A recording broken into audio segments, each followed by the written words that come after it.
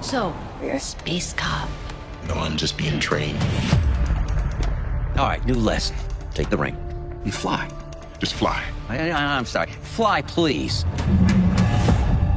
Hal Jordan is dead, or at least that is what we are led to believe by the end of the very first episode of Lanterns. And honestly, the way this show chose to end its premiere has left me with way more questions than answers. We spend almost the entire episode in the year 2016 watching Hal Jordan reluctantly train Jon Stewart to become his backup, and then out of nowhere we get thrown into the year 2026, where Hal is found lying dead in the snow, covered in blood, with his power ring completely missing. That single detail, the missing ring, is the thing that has me convinced there is way more going on here than a simple death, and I want to break down exactly why. Let's start with what actually happens in the 2026 timeline, because this is the part of the episode that flips everything on its head. Jon Stewart gets called back to Rushville, Nebraska, a place he clearly hasn't been in a long time, and he meets up with Sheriff Kerry Kane, who leads him to the exact same spot where the crime scene was located 10 years earlier. When they walk up, they find Hal Jordan sitting there, covered in snow, blood coming from his head, looking very much dead. His power ring is nowhere to be seen. Now, here is where it gets interesting. Green Lantern lore has always told us that when a lantern dies, the ring automatically leaves the body and shoots off across space looking for a new host, someone who has the willpower to overcome fear. Jon Stewart was chosen as Hal's official backup, which means if Hal actually died, that ring should have gone straight to him. There should not have been any delay at all. But it didn't happen. Jon shows up and there is no ring waiting for him, which honestly makes me think Hal Jordan might not actually be dead. I know that sounds like a stretch at first, but stay with me here, because the show gives us a lot of reasons to doubt what we are seeing. Throughout the entire episode, Hal is built up as someone who comes across as selfish, arrogant, and like he only cares about himself. But underneath all of that, he is shown to genuinely be good at his job. He is competent. He knows what he is doing when it comes to protecting Sector 2814 and dealing with threats that most humans would never even notice. A guy like that, who has survived intergalactic threats and alien invasions, does not just end up dead on the side of a stadium unless something caught him completely off guard, and the most obvious explanation for that is he simply did not have his ring on him when it happened. That opens the door to a few different theories. Maybe this is not even Hal Jordan lying there at all. We already know from earlier in the episode that there are alien species out there capable of blending in perfectly with humans. So what if this is some kind of decoy, or worse, an alien wearing his face to throw everyone off? Or maybe Hal really is dead, but the real story is about how and why he was left vulnerable enough for that to happen in the first place. There is another small detail in that final scene that I think is worth paying attention to. When Jon Stewart and Sheriff Kane are talking, it becomes pretty clear they haven't seen each other in a long time. Kane asks about her son growing up, and in return, she notices that Jon looks like he hasn't aged a single day.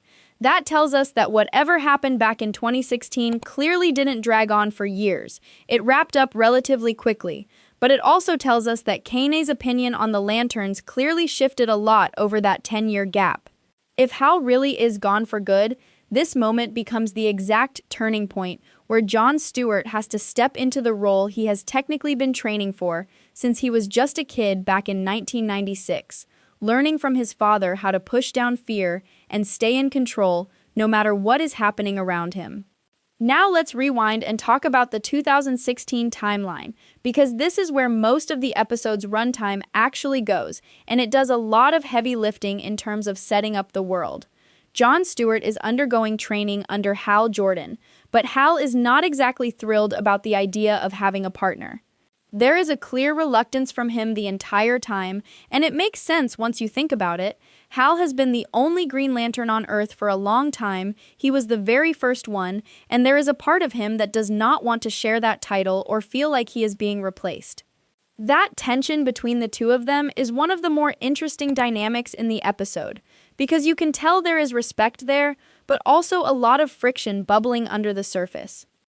The main case they are working in 2016 revolves around a horrific incident at a football game where multiple people lose their lives.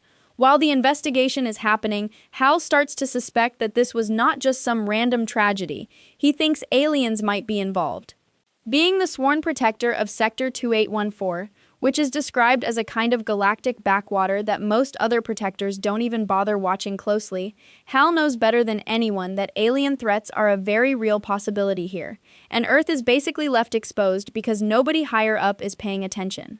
That suspicion turns out to be correct when Hal interrogates a man named Wyan Sanders, who was seen running from the scene. During the interrogation, something feels off about Sanders. He knows everything there is to know about football, but he completely fumbles basic pop culture knowledge that literally any human kid would know, like which school Harry Potter goes to. That one slip-up is enough to expose him. Sanders eventually reveals that he is in fact an alien, and right before he explodes, seemingly with the intention of wiping out a huge chunk of the town, he gives us a small but important piece of information. He says war is coming, though he refuses to explain exactly why, only hinting that it has something to do with an old grudge, something rooted in vengeance. That single word, vengeance, is doing a lot of work here, because it strongly suggests that whatever alien threat is coming for Earth is not random at all. This could be personal. It could be connected directly to Hal Jordan and something from his past as a Green Lantern, or it could be some kind of long-standing conflict between this alien species and planet Earth as a whole that we have not been told about yet. Either way, the fact that Hal's own Lantern backup contacts him during this same stretch of the episode to warn him about what is coming only adds more weight to the idea that a much larger, intergalactic-level conflict is on the horizon, and this football stadium attack might just be the very first spark of it. Outside of the alien storyline, there is another thread running through this episode that I think deserves just as much attention, and that is everything involving Will Mak's father and his private militia. We get introduced to this group at a barbecue that both Hal and John are invited to, and right away you get the sense that Will's father runs things with a very specific, very aggressive mindset. His militia looks fully prepared to mobilize the second they are given the order. Will himself comes across as someone with a real distaste for aliens, and when he says his goal is simply to protect the planet from people who are not from here, it is hard not to pick up on some pretty obvious supremacist undertones in that statement. It does not sound like he cares whether an alien species is peaceful or dangerous. The fact that they are different seems to be more than enough justification for him to want them gone. That kind of mindset is dangerous on its own, but when you pair it with an organized militia that is ready to act, it feels like this storyline is being set up to collide headfirst with the alien threat later down the line. There is also a smaller, more personal moment of tension at that same barbecue between John and Will. John mentions that he does not eat meat, and almost immediately after, Will starts butchering meat right in front of him, seemingly on purpose. Now, this could just be Will being petty because he already knows John was intimate with his wife at the bar earlier, which is very likely part of it, but it could also just be another small way of Will showing his distaste for anyone who is different from him or from what he considers normal. Either interpretation works, and honestly, it might be a mix of both. We never actually find out who Will's employer is, the person who owns this huge, isolated property and seems to be the real brains behind this operation, but it is pretty clear that whoever this person is, their entire goal is to prevent any kind of alien presence from taking hold on Earth, no matter the cost. If there is one theme that ties this entire episode together, it is fear, or more specifically, the complete lack of it. Early on, we see a young Jon Stewart being asked if he is afraid, and that question turns out to be central to the entire mythology of the Green Lanterns, because having no fear is the exact quality needed to wield the ring successfully. But as the episode goes on, you start to notice that this lack of fear is not just something that applies to John or Hal, it applies to almost every major character we meet. Wyan Sanders shows no fear right before he detonates himself. Will Mak shows no fear when he is talking about wiping out an entire species he sees as a threat. Hal Jordan shows no fear throughout basically the entire episode, even when he probably should be a little more cautious.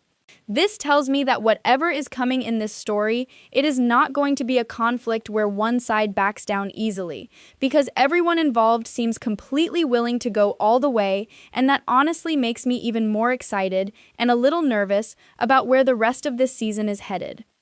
Now let's get into my actual thoughts on the episode as a whole, because I think it earned a lot of praise. Going in, I genuinely wondered whether Lanterns could pull off the same trick that shows like The Penguin managed to do with The Sopranos, taking on the tone of a completely different genre and making it work within a superhero universe. The comparisons to True Detective were everywhere before this premiered, and I was curious whether that was just marketing talk or if the show would actually deliver on it. After watching this first episode, I can honestly say it does. There is a real balance here between humor and darkness. The banter between Hal and John feels natural and often genuinely funny, but then the show does not shy away from letting things get heavy, especially once the football stadium tragedy takes over as the main focus. That shift is what elevates this from feeling like a simple buddy cop setup into something that actually feels like the fate of the planet is on the line. The performances also stood out to me a lot. Hal Jordan could have very easily come across as an unlikable, arrogant character, but the actor manages to blend that overconfidence with just enough charm and lightheartedness that you end up liking him anyway, even when he is being difficult. On the other side, Jon Stewart is played with a real sense of heart and humanity, and you can feel that lack of fear radiating from him in a way that makes it obvious why he was chosen for this role in the first place. The decision to jump between two different time periods was also a smart creative choice, because it lets us see Hal's journey over the years while also tracking John's growth at the same time. And it sets up that gut punch ending where we suddenly cut to 2026 and are told Hal might already be gone. I will admit, that twist genuinely caught me off guard, and that is not an easy thing for a show to do in its very first episode. One moment that really stuck with me creatively was the way Wyan Sanders' death was handled. Instead of a loud, chaotic explosion filled with noise, the show chose complete silence in that moment, and it honestly messed with my head a little because I was bracing myself for a huge sound that never came. That silence made the moment feel even more unsettling, and it is a small detail, but it shows the kind of thoughtful choices being made behind the scenes. Overall, Lanterns is shaping up to be exactly the kind of detective drama I was hoping for going into this. We have got an alien threat that feels personal and connected to something bigger. We have got an Earth-first militia group that is clearly not going to stay on the sidelines for long. And now we have got a potential dead Hal Jordan with a missing ring, which puts Jon Stewart in a position where he might have no choice but to fully step into the role of the alter ego himself. Ring or no ring? That raises a huge question heading into episode 2. If Hal really is dead, does that mean John has to find a way to become Green Lantern without the one thing that is supposed to make that possible in the first place? Or is Hal still out there somewhere, and this whole scene in 2026 is meant to throw us off completely? Let's go back to that missing ring one more time, because the more I think about it, the more I am convinced this is the single most important detail in the entire episode. The show did not have to include that detail at all. It would have been